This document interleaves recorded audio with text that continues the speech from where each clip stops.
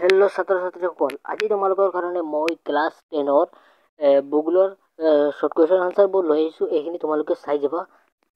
তোমালোকৰ পৰিৱেশ ভূগোলৰ চেপ্টাৰ 2ৰ কুৱেশ্যন আনচাৰবোৰ লৈ আহিছোঁ। এইখিনি তোমালোকে চাই যাবা। তোমালোকৰ প্ৰথমটো কুৱেশ্যন হৈছে পৰিৱেশ শব্দটোৰ অৰ্থ কি? উত্তৰ লিখিবা।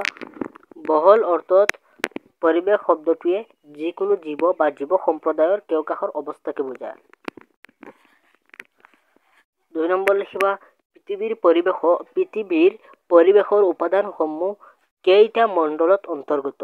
উত্তৰ লিখিবা। পৃথিৱীৰ পৰিৱেশৰ উপাদানসমূহক 4টা মণ্ডলত ভাগ কৰিছে। 1 নম্বৰ দি লিখিবা স্থলমণ্ডল, 2 নম্বৰ দি লিখিবা জলমণ্ডল, 3 নম্বৰ জীৱমণ্ডল, 4 নম্বৰ বায়ুমণ্ডল। 3 নম্বৰ কুৱেশ্যন হৈছে স্থলমণ্ডল কাক বোলে? উত্তৰ লিখিবা শিল, মণিক, বালি, মাটি আদিৰ দ্বাৰা গঠিত পৃথিৱীৰ স্থলভাগকেই স্থলমণ্ডল বোলে। 4 নম্বৰ লিখিবা স্থলমণ্ডলত কিমান শতাংশ ভূপৃষ্ঠৰে আগুৰি আছে? উত্তৰ লিখিবা স্থলমণ্ডলত 29% ভূপৃষ্ঠৰে আগুৰি আছে। 5 নম্বৰ হৈছে জলমণ্ডল কিহৰ দ্বাৰা গঠিত?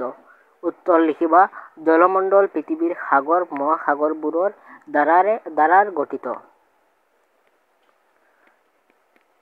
6 নম্বৰ হৈছে জলমণ্ডল ভূপৃষ্ঠত কিমান শতাংশ আগুৰি আছে? উত্তৰ লিখিবা জলমণ্ডলে ভূপৃষ্ঠত 71% আগুৰি আছে। 7 নম্বৰ কুৱেশ্যনটো হৈছে জীৱমণ্ডল কিহৰ দ্বাৰা গঠিত?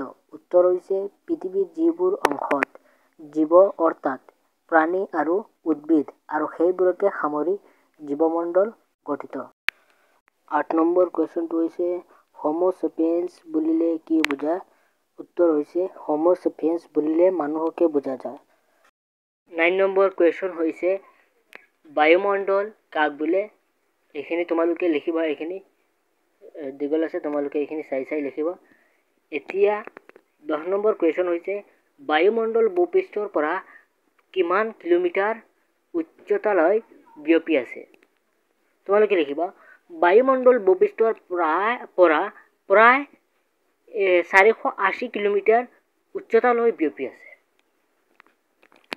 11 নম্বৰ হৈছে তোমালোকৰ পৰিৱেশ ভূগোল কাক বোলে?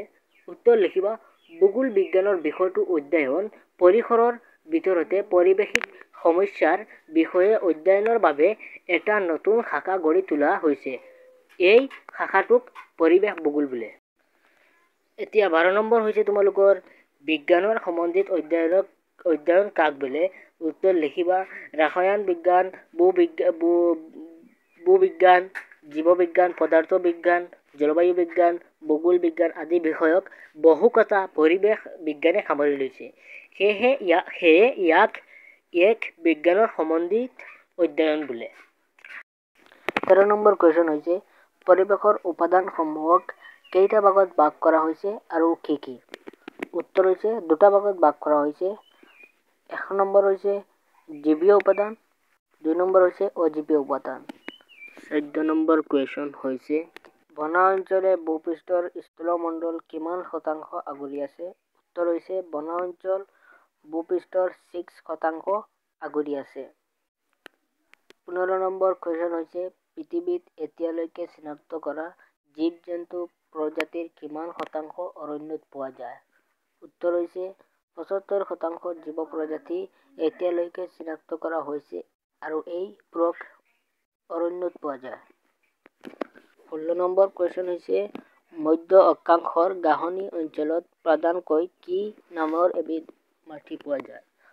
উত্তৰ হৈছে চাৰ্নোজম নামৰ এবিধ মাটি পোৱা যায়। 17 নম্বৰ হৈছে পথ জল বুলিলে কি বুজায়? উত্তৰ হৈছে উচ্চ অক্ষাংশৰ শীতল আৰু জীপাল পৰিৱেশ য'ত সাধাৰণতে সৰল হ'বলগীয়া গছ জন্মে তাৰ মাটিক পথ জল বোলে। 18 নম্বৰ কুৱেশ্যন হৈছে ভূগৰ্ভস্থ পথ জল কাক বোলে? উত্তৰ হৈছে পানীৰ ভূগৰ্ভতো পানী জমা হৈ আছে তাৰ মাটিক পথ জল বোলে। 19 নম্বৰ কুৱেশ্যনটো হৈছে নিৰ্বনীকৰণ কাক বোলে? উত্তৰ হৈছে বননি ধ্বংস কাৰ্যক নিবনীকৰণ বোলে। 20 নম্বৰ কুৱেশ্যনটো হৈছে সেউজগৃহ প্ৰবাহ কাক বোলে? উত্তৰ হৈছে সেউজগৃহ গেছ আৰু এই গেছবোৰে বায়ুমণ্ডল উত্তাপ বৃদ্ধি কৰা কাৰ্যক সেউজগৃহ প্ৰবাহ বোলে। 22 নম্বৰ কুৱেশ্যনটো হৈছে পানী প্ৰদূষক কাক বোলে? উত্তৰ হৈছে দূষিত পদাৰ্থ মিহলি হোৱাৰ ফলত নিৰ্মল পানী ব্যৱহাৰৰ অনুপযোগী হোৱাকে পানী প্ৰদূষণ বোলে।